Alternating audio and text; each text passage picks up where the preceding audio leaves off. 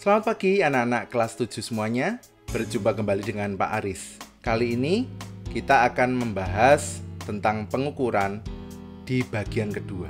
Sebelumnya, untuk mengingat kembali pelajaran terdahulu, Pak Aris akan mengadakan pretest. Pertanyaan berikut durasinya masing-masing 5 detik. Silakan dijawab dengan mengetikkan jawabannya di kolom komentar Google Classroom. Kita mulai ya. Kebaikan hanya bisa dibandingkan, namun tidak menghasilkan nilai. Sehingga kebaikan bukanlah 5, 4, 3, 2, 1. Panjang meja 3 meter. Angka 3 pada pernyataan ini merupakan 5, 4, 3, 2, 1. Suhu adik 36 derajat Celcius. Fungsi derajat Celcius pada pernyataan ini adalah sebagai 5, 4, 3, 2, 1. Kegiatan membandingkan besaran dengan satuan disebut 5, 4, 3, 2, 1. Ya, cukup. Baik. Terima kasih yang sudah aktif menjawab di kolom komentar Google Classroom. Mari kita bahas sebentar sebelum memulai pembelajaran. Kebaikan hanya bisa dibandingkan namun tidak menghasilkan nilai. Sehingga kebaikan bukanlah besaran. Karena besaran selain dibandingkan juga harus menghasilkan nilai. Panjang meja 3 meter. Angka 3 pada pernyataan ini merupakan nilai. Suhu adik 36 derajat Celcius. Fungsi derajat Celcius pada pernyataan ini adalah sebagai satuan. Mengingatkan kembali, satuan adalah pedoman yang dijadikan pembanding. Kegiatan membandingkan besaran dengan satuan disebut mengukur. Jika anak-anak masih ada pertanyaan tentang soal pretest ini, bisa kembali melihat video terdahulu. Mari kita mulai pembelajaran pengukuran bagian kedua. Sebagai pendahuluan, Pak Aris memiliki tanah seperti gambar. Jadi ada sebuah tanah berbentuk segi 4 dengan panjang P, lebar M. Jika Pak Aris ingin mengetahui luas tanahnya, apa yang harus Pak Aris ketahui terlebih dahulu? Apa anak-anak? Silakan jawab di kolom komentar dalam 5 detik. 5, 4, 3, 2, 1. Ya, Pak Aris harus tahu nilai panjang dan lebarnya, baru bisa tahu luasnya. Kenapa? Karena luas adalah panjang dikali lebar. Luas adalah contoh besaran turunan, sedangkan panjang dan lebar adalah besaran pokok. Dari sini kita tahu betapa pentingnya besaran pokok. Tanpa adanya besaran pokok, tidak akan ada besaran turunan. Maka, apakah besaran turunan? Apa fungsi besaran pokok bagi besaran turunan? Apakah besaran pokok? Silakan coba dijawab dulu di kolom komentar Google Classroom dalam 10 detik. 10, 9, 8, 7, 6, 5, 4, 3, 2, 1. Terima kasih bagi anak-anak yang sudah aktif. Pak Aris ulangi kembali, kompetensi dasar kita ada 3.1 dan 4.1. 3.1 itu pengetahuan, 4.1 untuk keterampilan. Indikator kompetensi hari ini adalah indikator kompetensi ketiga. Dengan diskusi, peserta didik dapat membedakan besaran pokok dan turunan dengan baik. Mari kita lanjut ke inti pembelajaran. Pertama, buka modul kalian halaman 5, buka kegiatan 2. Kerjakan nomor 1 hingga 6 dengan pensil selama video klip berikut berlangsung. Jika sudah selesai, kita akan bersama-sama membahas kegiatan 2 nomor 1 hingga 6 tersebut. Tulis jawaban yang benar dengan ballpoint. Silakan mengerjakan dan selamat menikmati video klip berikut ini.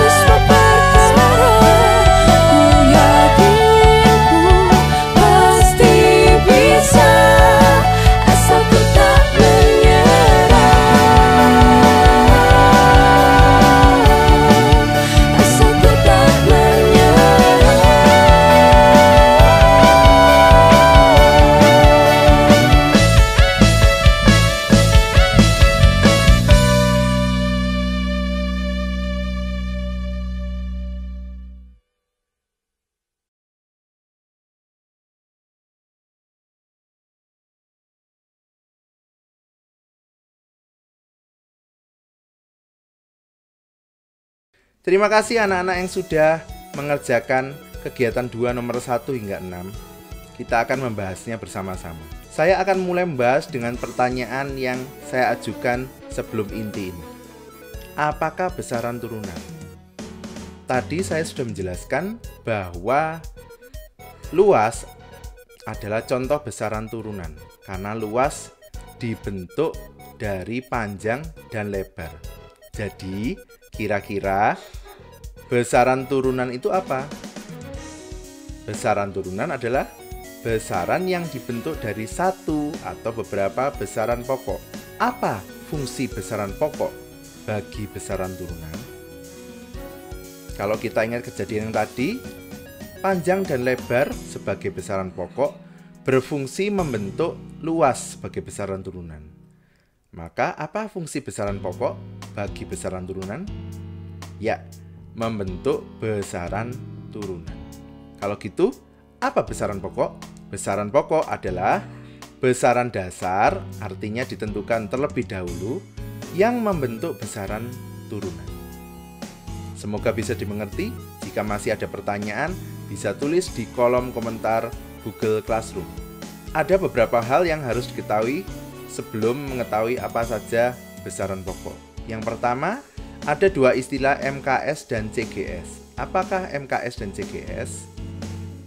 MKS dan CGS adalah kependekan dari meter kilogram second MKS dan sentimeter gram second CGS. Ada lagi istilah kedua, Satuan Internasional atau SI. Apa SI itu? SI adalah 7 satuan yang diakui secara internasional dan menggabungkan MKS dan CGS. Mengapa masih perlu SI jika sudah ada MKS dan CGS? MKS dan CGS ini lebih memadai besaran panjang, massa, dan waktu. Sedangkan SI bisa memadai lebih dari panjang, massa, waktu. Besaran apa saja yang diwadahi oleh SI? Kita akan cari tahu berikutnya. Berikut ini adalah 7 besaran pokok.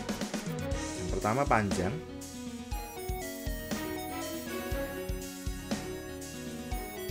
Berikut ini adalah profilnya. Simbolnya seperti itu. SI-nya seperti itu.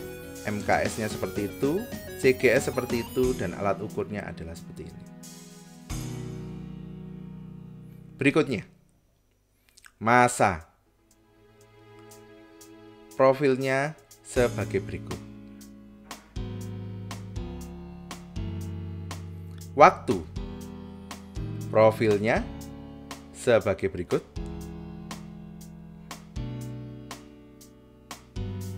Suhu. Profilnya sebagai berikut.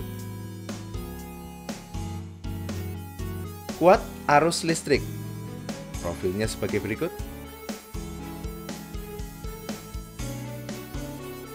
Intensitas cahaya. Profilnya sebagai berikut. Dan akhirnya jumlah zat. Profilnya sebagai berikut.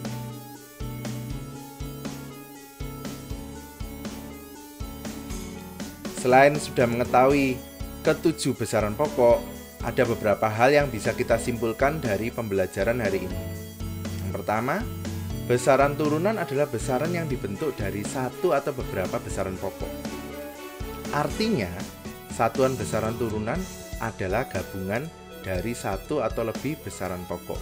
Sebagai contoh, tadi waktu kita mencontohkan luas kita ketahui satuannya adalah meter persegi atau meter pangkat 2, yang artinya adalah meter dikali meter.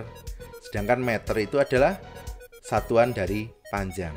Maka luas itu sebetulnya adalah gabungan dari panjang dan lebar. Artinya, besaran turunan juga bisa dideteksi dari satuannya. Contoh, Pak Aris punya massa jenis. Massa jenis ini diketahui memiliki satuan kilogram per meter kubik. Kilogram adalah satuan massa, meter adalah satuan panjang. Berarti massa jenis adalah besaran turunan yang dibentuk dari besaran pokok, massa, dan panjang. Semoga kesimpulan ini bisa dimengerti. Jika masih ada pertanyaan, bisa ditulis di kolom komentar Google Classroom. Untuk mengakhiri pembelajaran, ada sebuah kuis yang harus kalian jawab. Jika diketahui satuannya, besaran turunan berikut dibentuk oleh besaran pokok apa saja? Sama, 5 detik. Tulis di kolom komentar Google Classroom. 5, 4, 3, 2, 1.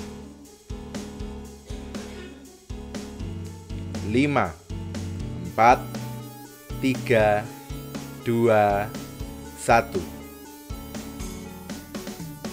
5, 4, 3, 2, 1. Sekian pembelajaran hari ini. Tetap sehat, tetap semangat. Tuhan memberkati. Terima kasih.